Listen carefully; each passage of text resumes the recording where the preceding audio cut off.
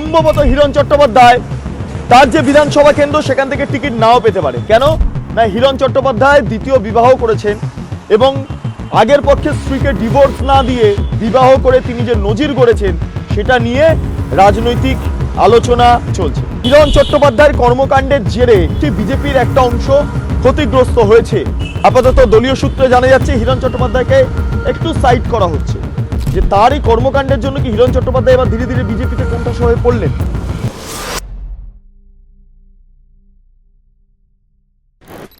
হিরণ চট্টোপাধ্যায় এই নামটা নিয়ে সাম্প্রতিককালে রাজ্য রাজনীতিতে জল্পনা তুঙ্গে।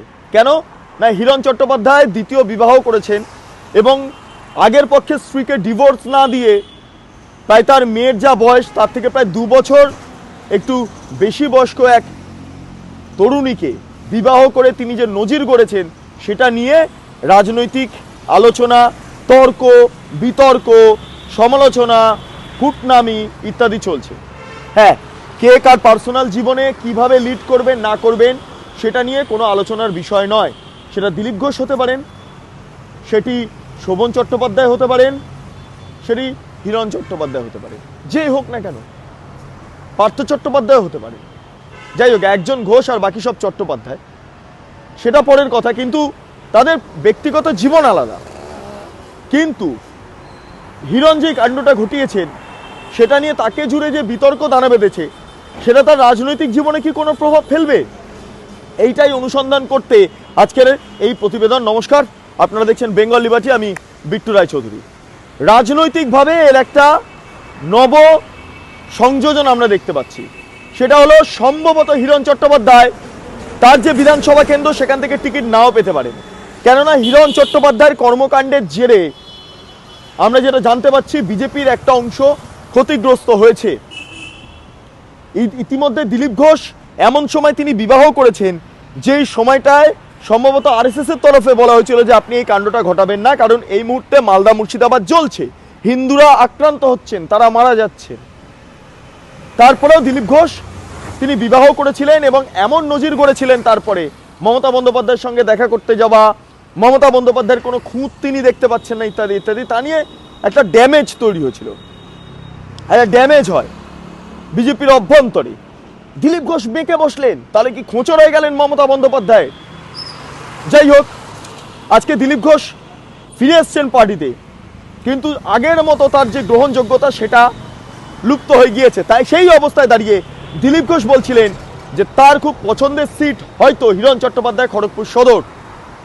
সেই ঘটনার রেশ কাটতে না কাটতে এবার দেখতে পাচ্ছি হিরণ চট্টোপাধ্যায় তিনি তার বৈবাহিক জীবনকে এমনভাবে প্রকাশ্যে এমন বিতর্কিত জায়গায় নিয়ে গেলেন যাতে করে বিজেপির একটা অংশের বা বিজেপি অল ওভার পার্টির ক্ষতি হয়েছে।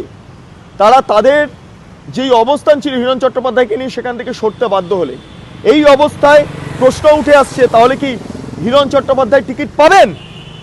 আপাতত দলীয় সূত্রে জানা যাচ্ছে হিরণ চট্টোপাধ্যায়কে একটু সাইড করা হচ্ছে। তাহলে লাভটা কার হলো? দিলীপ ঘোষ খড়গপুর সদর তিনি প্রিয় আসন বলেছেন, তাহলে হয়তো দিলীপ ঘোষকে জায়গা দেওয়া হতে পারে হিরণ চট্টোপাধ্যায়ের পরিবর্তে। তাহলে কি নেপথ্যে হিরণ চট্টোপাধ্যায় তিনি তার যেই রাজনৈতিক কেরিয়ারটা সেটা কি নষ্ট করে দিলেন? এটাই প্রশ্ন।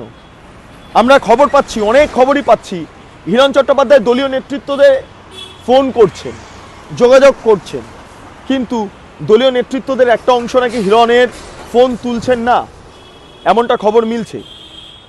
যাই হোক, এই মর্মে আমরা হিরণের সঙ্গে পরে ডেফিনেটলি কথা বলবো। আমরা চেষ্টা করব যে তার এই ব্যক্তিগত জীবনটা নিয়ে যে রাজনৈতিক পরিকাঠামো এই মুহূর্তে বা রাজনৈতিক যেই মেসেজটা উঠে আসছে সেটাকে তিনি কিভাবে দেখছেন। অবশ্যই আমরা একটা পডকাস্ট হিরণ চট্টোপাধ্যায়ের চেষ্টা করব করার। তবে আপাতত খবর আমরা এইটা পাচ্ছি, হয়তো হিরণ চট্টোপাধ্যায় সাইডলাইন হয়ে গেলেন দলের অভ্যন্তরে, সাইডলাইন হয়ে গেলেন। তাহলে খড়গপুর সদর থেকে কি এবার দিলীপ ঘোষই দাঁড়াচ্ছেন? দিলীপ ঘোষ তাহলে প্রতিদ্বন্দ্বিতা করবেন? এটা সবচেয়ে বড় প্রশ্ন। হিরণ চট্টোপাধ্যায়ের ব্যক্তিগত জীবন যেভাবে প্রকাশ্যে এসেছে তাতে করে তিনি তার প্রথম পক্ষের স্ত্রীকে ফোন করে ইত্যাদি কথা বলেছেন, ডিভোর্স সংক্রান্ত বিষয় বা বিবাহ বিচ্ছেদ সংক্রান্ত বিষয় নিয়ে কথা বলেছেন, সেই রেকর্ডও সামনে এসছে। এই ক্ষেত্রে হিরণ চট্টোপাধ্যায় তার যে জীবনের যেই সমস্যাগুলো তার জন্য তিনি তার প্রথম পক্ষের স্ত্রীকে দায়ী করেছেন। আবার যিনি প্রথম পক্ষের স্ত্রী তিনি আবার হিরণ চট্টোপাধ্যায়কে নানাভাবে মিডিয়ার সামনে দুষতে পিছপা হচ্ছেন না, থানায় গিয়ে অভিযোগ করছেন। তিনি বলছেন হিরণের মেয়ের বয়স 19 এবং এমন একজনকে বিবাহ করছেন যার বয়স 21, ফলে কি করে এটা সম্ভব ইত্যাদি ইত্যাদি প্রশ্ন উঠে আসছে। কিন্তু আমাদের তাতে ইন্টারেস্ট নয়, আমরা তাতে আগ্রহী নই। হিরণ চট্টোপাধ্যায় বিবাহ জীবন, তার ব্যক্তিগত জীবনে তিনি যা ইচ্ছে তাই করতে পারেন, এটা তার অধিকার।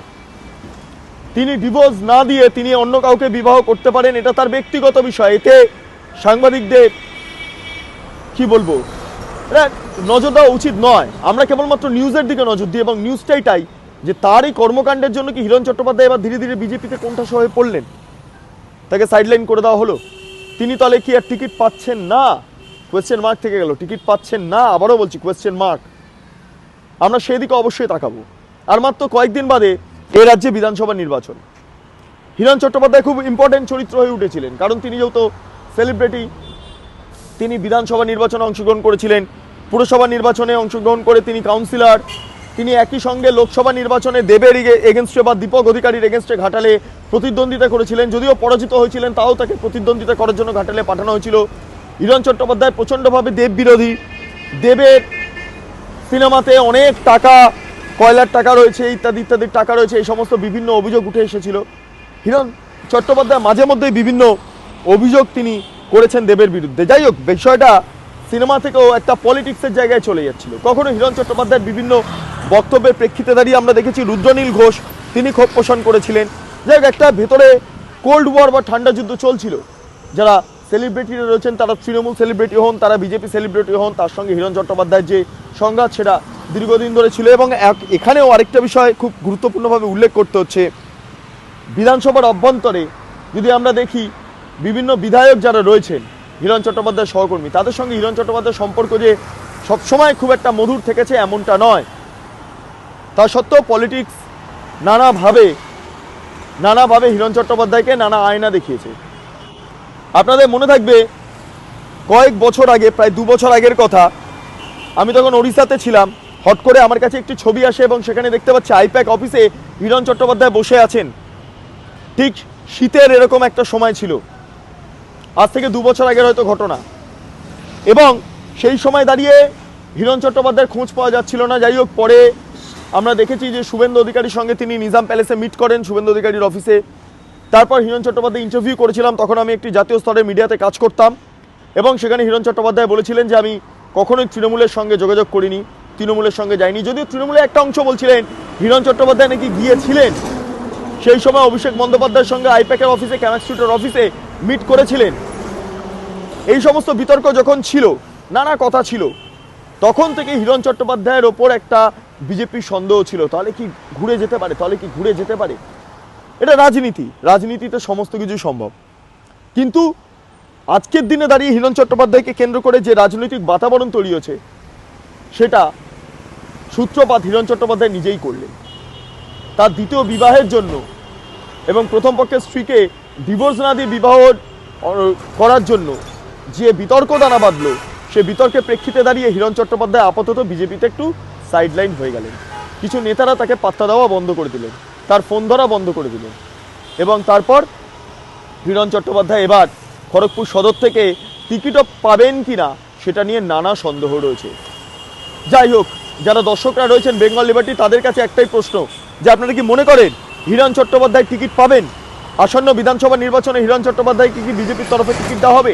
সেই প্রশ্নটা আপনাদের কাছে রাখলাম। আপনারা এতক্ষণ ধরে দেখছিলেন বেঙ্গল লিবার্টি। চ্যানেলটি ভালো লাগলে অবশ্যই লাইক করুন, সাবস্ক্রাইব করুন, শেয়ার করুন, বেল আইকন ক্লিক করুন, www.bengalliberty.com। সেখানে ক্লিক করুন, সমস্ত খবর আপনাদের জন্য সাজানো রয়েছে। স্বাধীন, প্রাচীন এবং গেরিলা সাংবাদিকতার পাশে দাঁড়ান। অসংখ্য ধন্যবাদ।